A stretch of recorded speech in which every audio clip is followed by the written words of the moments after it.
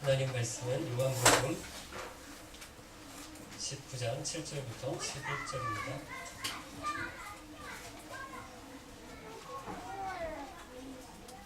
요한복음 19장 7절부터 11절까지 말씀 저와 여러분이 한 절씩 읽겠습니다.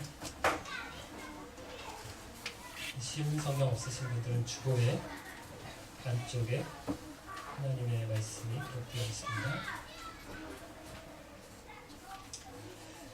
유대인들은 우리의 법대로 하면 그는 당연히 죽어야 합니다. 자기를 하나님의 아들이라고 주장하니 말입니다. 라고 우겼습니다.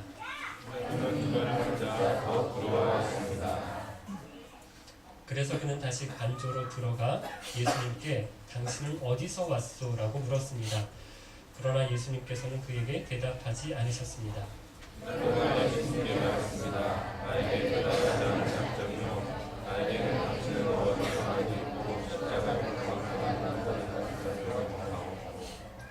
예수님께서 대답하셨습니다. 그 권세가 위에서 주어진 것이 아니라면 내게는 나를 해할 어떤 권한도 없다. 그러므로 나를 너에게 넘겨준 그 사람의 죄는 더 크다. 아멘. 지난 주일에는 사경회였고요. 그 전 주일에 제가 요한복음 19장 1절부터 16절까지 말씀을 가지고 예수님은 누구십니까? 라는 말씀을 전했습니다. 우리 오늘 읽은 본문은 그때 했던 설교 본문 안에 들어있는 말씀인데요. 어떤 내용 중에 나온 말씀인지 잠깐 복습을 해보면요. 여러분 잘 기억하시죠? 예수님이 빌라도에게 재판을 받으시는데 빌라도가 아무리 재판을 해봐도 무죄예요. 죄가 없습니다.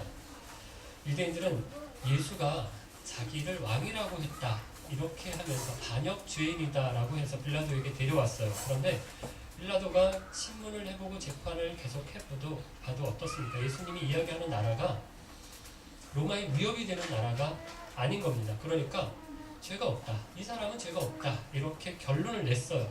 빌라도가 몇 번이나 죄가 없다라고 이야기를 했습니까? 3번입니다. 18장 38절, 19장 4절, 그리고 19장 6절 바로 앞이죠. 무려 3번이나 이 사람에게서 죄를 찾아볼 수가 없다. 이렇게 선언을 했고요. 그래서 예수님을 죄가 없으니까 풀어주려고 또 노력을 하는데 몇 번 그것도 노력을 했었죠? 3번입니다. 첫 번째가 6월절 유대인의 명절에 죄수들을 한 명씩 풀어주지 않느냐? 누구를 원하느냐? 바라바냐? 예수냐?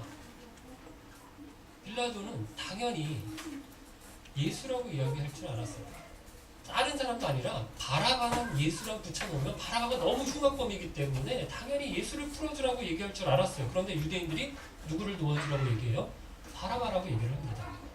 실패했죠. 두 번째는 빌라도가 누구에게 보내죠? 예수님을 헤롯 왕에게 보냅니다. 그러니까 예수가 원래 갈릴리 출신 아니냐? 고향의 분봉왕, 갈릴리의 분봉왕인 헤롯 왕이 재판하게 해라. 이러면서 헤롯에게 보내요. 그런데 헤롯이 다시 빌라도에게 보냅니다. 그것도 실패했어요. 세 번째요. 지난번 본문이었는데요. 빌라도가 예수님을 어떻게 하죠? 채찍질을 합니다. 로마 군인들은 예수님께 가시로 된 면류관을 씌우고 자색 옷을 입히고 뺨을 때리면서 예수님을 놀려요. 이렇게 하면 유대인들이 그 분노가 좀 가라앉을 줄 알았어요. 그만하면 됐다. 그 정도 했으면 됐다.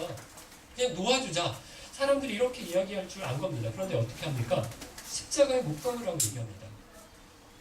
그러면서 유대인들이 뭐라고 얘기하는가 하면 오늘 본문 7절 말씀인데 유대인들은 우리의 법대로 하면 그는 당연히 죽어야 합니다.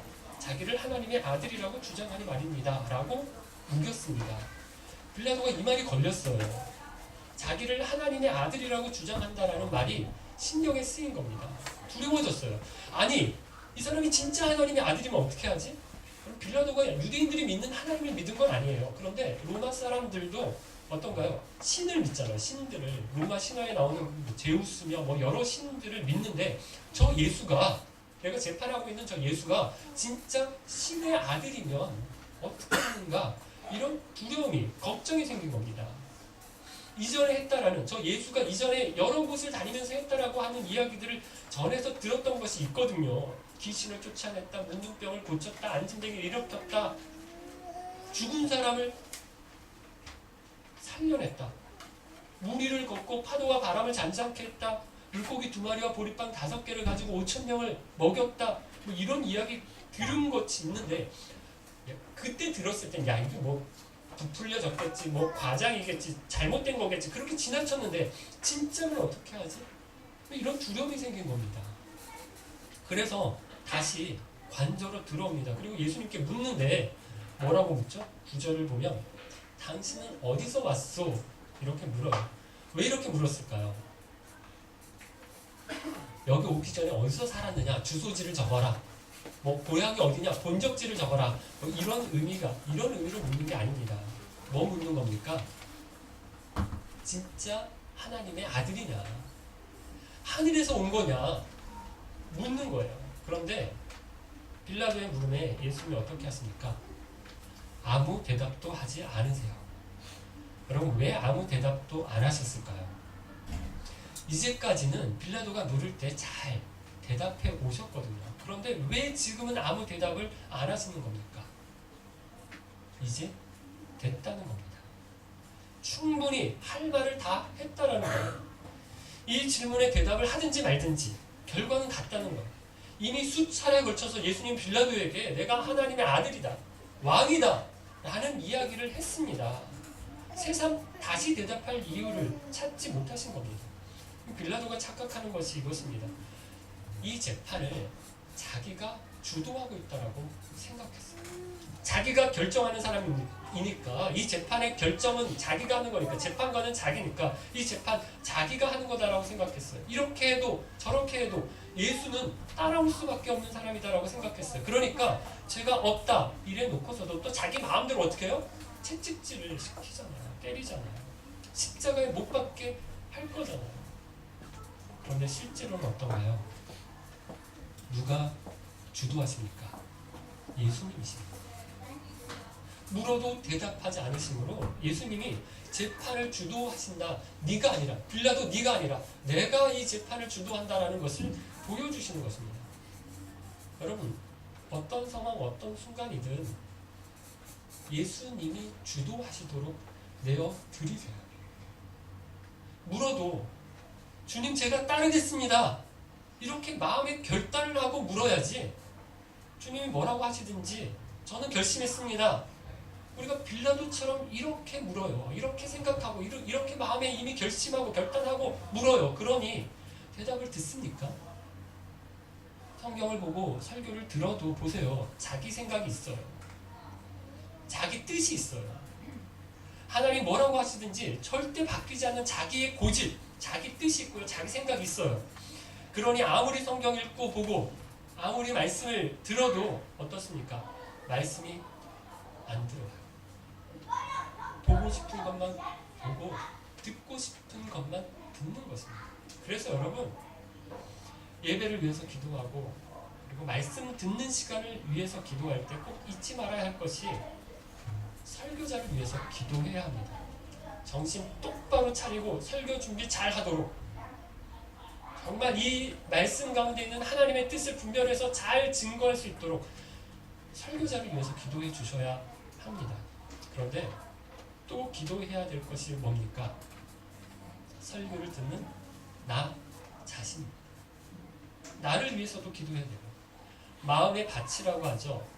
말씀의 씨가 뿌려져도 아무리 씨가 훌륭하고 좋아도 어떻습니까? 밭이 엉망이에요. 돌짝밭입니다. 그러면 씨가 자랍니까? 못 자라요. 참 감사한 것이 아직까지는 여러분이 순수함으로 말씀을 받아주고 계신다고 제가 생각하고 있습니다. 많이 부족한데도 불구하고 그래도 좋은 설교자다라고 인정을 해주시고 말씀을 참 열심히 들으세요. 그렇게 하시면 은혜 받습니다. 그런데 저 새끼 순 사기꾼 아니야. 그럼 이렇게 생각하고 들으세요. 그럼 어떨까요? 제가 여기서 아무리 좋은 설교를 하고 좋은 말씀을 전해도 그게 들립니까? 안 들리죠. 그래서 여러분 지금까지도 열심히 기도해 오셨지만 주일 예배와 특별히 말씀 듣는 시간을 위해서 기도하실 때 말씀을 전하는 저를 위해서 기도해 주시기를 바라고요. 또 말씀을 듣는 여러분 자신을 위해서도 기도하셔서 이 기쁜 공동체 예배가 늘 하나님의 말씀으로 충만한 살아있는 예배드리는 공동체가 될 수 있기를 바랍니다. 빌라도가 묻는데 예수님이 대답을 안 해요. 그러니까 빌라도가 화가 나잖아요. 이게 대답 안 해? 이런 생각이 들죠. 그래서 어떻게 하는가 하면 10절인데요. 같이 한번 읽어볼까요? 10절 말씀. 빌라도가 예수님께 말했습니다. 나에게 대답을 하지 않을 작정이요. 나에게는 당신을 놓아줄 권한도 있고 십자가에 못 박을 권한도 있다는 것을 알지 못하오. 아니 내 말 한마디에 어떻게 된다라고 하는 거죠? 또 죽을 수도 있고 살릴 수도 있는 거 내가 결정하는 거야 라고 빌라도가 얘기합니다. 정말 너 죽고 싶니? 왜 대답 안 해? 빌라도가 지금 위협하고 협박하는 거예요. 예수님 빌라도에게 뭐라고 하십니까? 11절 같이 읽을게요. 11절 예수님께서 대답하셨습니다. 그 권세가 위에서 주어진 것이 아니라면 내게는 나를 해할 어떤 권한도 없다. 그러므로 나를 너에게 넘겨준 그 사람의 죄는 더 크다. 예수님 빌라도에게 대답을 하시는데 일단 인정은 하세요. 뭘 인정하십니까? 권세가 있다는 거. 너에게 그럴 힘이 있다는 거 인정하세요. 힘이 있습니다. 빌라도에게 죽이기도 하고 살리기도 하는 권세가 있다는 걸 인정하십니다. 그런데 뭘 문제 삼으시는가 하면 그 권세가 어디서 왔다? 위에서부터 주어진 것이다. 위로부터 온 것이다 라는 것을 이야기하십니다. 제가 쉬운 예를 하나 생각해 봤는데요. 학교 다닐 때 수업 시간에 선생님이 잠시 자리를 비울 때가 있어요. 그러면 선생님이 주로 어떻게 하시는가 하면 반장을 불러요. 그래서 반장을 불러서 앞에 나오라고 해요. 옆반 지금 수업 중이니까 떠들지 않게 아이들 자습시켜라 이렇게 얘기를 하고 한마디 더 하시는 게 떠드는 애들 있으면 칠판에다 이름 적어놔 이렇게 얘기를 합니다. 그런 적 있죠. 반장이라서 해보고 싶은데 그랬다가 이름이 적히면 어떻게 됩니까? 칠판에 이름이 적히면 나중에 선생님 다시 돌아오셨을 때 나오라고 해서 한바탕 이제 매질이 시작되는 거죠. 여러분 이렇게 보면 반장에게 힘이 있어요. 그런데 이거 누구에게 온 것입니까? 선생님한테서 온 겁니다. 그런데 반장이 자기 마음대로 해요. 떠들지도 않는데 저 마음에 안 들어서 저 원래 나한테 안 좋아 너 이름 적어. 떠들지도 않았는데 이름을 적어요. 떠드는데도 자기랑 친해요. 그래서 봐줘요. 아무 이름이나 적고 떠든 아이들 자기들 친하다고 이름 안 적 그럽니다. 그러면 잘하는 거 아닙니다. 빌라도가 그렇다라는 거예요. 그랬다라는 거예요. 힘이 있어요. 권세가 있어요. 그런데 그 권세가 누구에게서 왔다라고요? 위에서 왔다는 겁니다. 하나님이 주셨다라는 거예요. 그러니까 어떻게 하면 안 됩니까? 자기에게서부터 힘이 온 것처럼 자기가 힘의 근원인 것처럼 하면 안 된다라는 것이에요. 내 마음대로 하면 안 된다라는 거예요. 자기 마음에 드는 것만 하고 자기 마음에 안 드는 거 안 하고 그렇게 지 마음대로 하면 안 된다라는 겁니다. 여러분 이게 오늘날 국가 권력도 마찬가지인데요. 한국 교회가 국가 권력에 대해서 그동안 잘못된 태도를 가르쳐 왔어요. 정교 분리라는 것을 잘못 이해해서 교회는 영적인 일에만 관심을 가져야지 국가의 세속적인 일에 관여해서는 안 된다. 이렇게 이원론적으로 이야기를 했어요. 여러분 어떻게 딱 떨어집니까? 영적인 일과 세속적인 일이 어떻게 딱 구분이 돼요? 성경이 가르치는 것이 뭡니까? 10가지로 요약하면 10계명이잖아요. 2가지로 요약하면 뭐죠? 하나님 사랑과 이웃 사랑하는 거잖아요. 그러면 하나님을 사랑하는 것, 어떻게 예배해야 하고 어떻게 찬양할 것인지 교회가 잘 가르쳐야 하지만 또 뭘 가르쳐야 돼요? 어떻게 사람을 사랑할 것인지 이것도 가르쳐야죠. 어떻게 세상 가운데 나가서 어떻게 살아야 되는지 어떻게 국가가 운영돼야 되는지 얘기해야죠. 제가 여러 번 강조하지만 하나님 사랑과 이웃 사랑이 같은 겁니다. 신앙의 표현이 믿음의 성숙이 이웃 사랑으로 나타나는 거예요. 신앙과 현실이 구분이 되면 안 돼요. 같이 가는 겁니다. 또 잘못 가르치는 것 중에 하나가 교회에서 국가에 대해 이야기할 때마다 빠지지 않고 이야기하는 것이 성경 구절이 뭔가 하면 로마서 13장인데요. 거기에 뭐라고 되어 있습니까? 모든 권세는 하나님이 주신 것이다. 그러니까 모든 권세에 복종해야 된다. 이렇게 말씀하십니다. 그러니까 이 말씀 가지고 국가에 절대 복종하고 다 따라야 되고 괜히 밖에 나가서 데모하고 뭐 정부가 하는 일에 반대하는 것 이거 다 뭐다? 죄다. 그래서 군사 독재 정권 시대에도 교회가 침묵하도록 가만히 있으라고 얘기를 했었잖아요. 대신에 교회 지도자들 어떻게 했습니까? 국가 조찬 기도회를 만들어서 불의하고 부패한 정권에 아부하기에 바빴고요. 장로 대통령을 만든다 이런 이유로 교회에서 공공연하게 선거운동을 해왔잖아요. 그런데 여러분 로마서 13장이 정말 모든 권세에 다 복종하라고 그렇게 말씀하는가 하면 그게 아닙니다. 조금만 더 읽어보면 오늘 예수님이 하신 말씀하고 똑같은 이야기를 합니다. 권세가 하나님께로부터 나왔다라는 거, 위로부터 온 거라는 거예요. 그래서 여러분 저는 이렇게 말씀을 드리는데요. 국가의 권세가 있어요. 그런데 누구의 권세가 더 위에 있습니까? 하나님의 권세가 더 위에 있어요. 그래서 국가 권력에 우리가 복종해야 됩니다. 그런데 국가 권력이 하나님의 뜻에 어긋납니다. 그럼 어떻게 됩니까? 다 복종하는 것만이 능사가 아니에요. 히틀러 치하에 독일 교회가 이랬었죠. 국가 권력에 복종해야 된다. 이렇게 주장하면서 다수의 교회는 히틀러의 정책을 따랐을 뿐만 아니라 2차 세계대전 유대인 학살을 자행하는데 그 편에 섰어요. 도왔습니다. 힘을 보태줬어요. 근데 여러분 우리가 잘 아는 것처럼 본회퍼를 비롯하여 소수의 신앙에 양심 있는 신앙인들 어떻게 했습니까? 히틀러에 맞섰습니다. 국가 권력에 맞섰어요. 성경에도 대표적인 예가 나오는데 베드로와 요한입니다. 사도행전 4장을 보면 베드로와 요한이 예루살렘에서 복음을 전파하다가 공유에 끌려가서 신문을 받아요. 그때 뭐라고 말하는가 하면 하나님 앞에서 너희 말 듣는 것이 하나님 말씀 듣는 것보다 옳은가 판단하라. 우리는 보고 들은 것을 말하지 않을 수가 없다. 공예의 지도자들은 너희들 더 이상 예수의 이름을 말하지 마라. 복음 전하지 마라. 라고 이야기할 때 그 사람들에게 이렇게 얘기했습니다. 누구 말을 듣는 것이 더 옳은가? 너희 말 듣고 내가 가만히 있는 게 맞는가? 아니면 하나님 말씀 듣는 게 맞는가? 나는 하나님 말씀에 순종하겠다. 이렇게 이야기합니다. 그래서 또 나가서 또 복음을 전해요. 그러다가 또 잡혀왔어요. 그리고는 똑같은 이야기를 되풀이하는데요. 사람에게 순종하는 것보다 하나님께 순종하는 것이 마땅하다. 이야기를 합니다. 여러분, 저와 여러분이 국가의 권세에 복종해야 합니다. 국가의 법을 잘 지켜야 해요. 교통법규도 가능하면, 저도 속도 위반할 때 많고 신호 위반할 때 많지만 여러분 우리가 가능하면 교통법규를 잘 지켜야 되고요. 세금도 속이지 말고 잘 내야 합니다. 나는 하나님의 권세가 더 중요하기 때문에 국가 권력에는 뭐 복종을 안 할 거야. 뭐 이렇게 하면서 자기 마음대로 하시면 안 된다라는 거예요. 그리스도인들은 국가의 법에 참 잘 지킨다. 법을 참 잘 지키는 사람들이다. 우리가 세상에 있는 사람들로부터 그런 이야기를 들어야 합니다.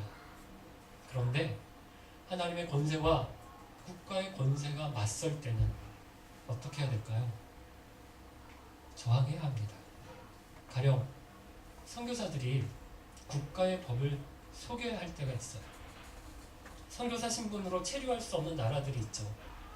여기 러시아도 그런데요. 저도 그렇고요. 여기 있는 선교사님들이 종교 비자로, 선교사 비자는 없고 종교 비자로 여기 들어오면 3개월인가요? 안에 나가야 합니다. 계속해서 체류할 수가 없어요. 그래서 노동 비자를 받는데 신분을 속이는 거죠. 이런 경우는 법을 어기는 겁니다. 어쩔 수가 없다고 생각해요. 국가의 법이 하나님의 법과 다를 때 우리에게 더 상위에 있는 법은 하나님의 법입니다. 하나님의 법에 순종해야 합니다. 낙태 문제를 어떻게 보아야 하느냐? 국가법으로는 이런저런 경우에 한해서 낙태를 허용을 해요. 그래서 뭐 기형아 검사 같은 것을 우리 임신 했을 때 하죠. 산부인과에서. 나중에 목련님으로 기억하시는데 뭐 복잡하기도 하고 러시아 병원에서 뭐 이런 거 검사하기도 복잡하기도 하고 그 다음에 뭐 기형하다라고 검사가 나와도 자기가 그렇다고 뭐 낙태할 거 아니다 이래서 이 검사 안 하셨다 이런 얘기를 들었거든요. 국가법으로는 기형하면 낙태를 하도록 합니다. 해도 된다고 생각해요. 그런데 성경으로는 낙태는 뭐라고요? 살인이다, 죄라고 얘기를 합니다. 그러니까 그리스도인은 국가의 법이 어떠하든 하나님의 법을 먼저 생각하고 그 법에 먼저 따르겠다라고 결심하는 사람들이라는 거예요. 국가 권력이 개인의 자유를 억압하고 통제합니다. 최근 카카오톡을 실시간 검열한다라고 하는 보도가 나왔어요. 카카오톡 관계자가 정부 회의하는데 뭐 불려갔다라는 보도도 나왔고요. 그래서 카톡에서 텔레그램이라고 하는 러시아 사람들이 만든 거예요. 독일에 지금 회사가 있다는데 이 해외 메신저로 갈아타는 사람들이 많다고 하는데요. 저도 깔았습니다. 그랬더니 저보다도 먼저 이 교회분들 중에서 몇 분이 이제 들어와 계시더라고요. 먼저. 저야 뭐 감시한다고 해서 저 같은 사람까지 뭐 검열할 것 같진 않아요. 뭐 또 검열한다고 뭐 제가 잡혀갈 만한 그런 뭐 불순한 그런 글을 쓸 사람도 아니고요. 국가 권력이, 국가 기관이 권력을 남용하는 거죠. 당분간 제가 카톡하고 텔레그램하고 같이 쓸 생각이에요. 텔레그램에서 비밀 글들만 할 겁니다. 자기야 언제 와? 뭐 이런 것만. 사람들이 카카오톡을 떠나는 건 여기에 저항하는 겁니다. 국가가 이렇게 하면 안 된다. 이렇게까지 하면 안 된다. 라는 것에 저항하는 거죠. 저도 한번 뭐 힘이 별로 없지만 한번 개겨보는 거죠. 그리고 우리나라를 볼 때 최근에만 해도 국정원의 불법 댓글 사건이며 간첩 조작 사건이며 세월호 사태에서도 국가 권력기관들의 불법성이 많이 드러나고 있는데요. 나쁜 일 못하도록 바른 정책을 펼 수 있도록 기도해야 되고요. 참여도 해야 합니다. 저는 다른 건 못해도 가끔 페북에서 좋아요를 눌러요. 기사를 보다가 밑에 댓글이 있잖아요. 댓글 쭉 읽다가 공감이 가는 댓글에 찬성을 또 누릅니다. 결국 국정원에서 한 것도 이거더라고요. 댓글 달고 찬성 누르고 하는 거잖아요. 그 고급 인력들을 시켜서 이런 거 했는데 이게 여론 형성이 굉장히 중요한 일인가 봐요. 제가 할 수 있는 일이다라고 생각하고 제가 어디 가서 뭘 하거나 뭐 피켓을 들거나 뭐 광화문에 가거나 뭐 이런 거 대단한 건 못해요. 여기서 할 수 있는 일은 그런 정도라고 생각해서 해보려고 합니다.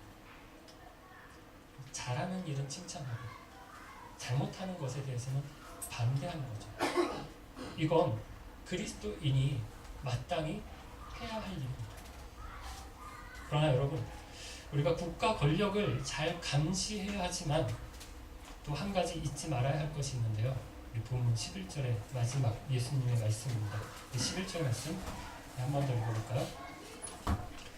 예수님께서 대답하셨습니다. 그 권세가 위에서 주어진 것이 아니라면 내게는 나를 해야 할 어떤 권한도 없다. 그러므로 나를 너에게 넘겨준 그 사람의 죄는 더 크다. 누구의 죄가 더 크다고요? 누구의 죄가 더 크다?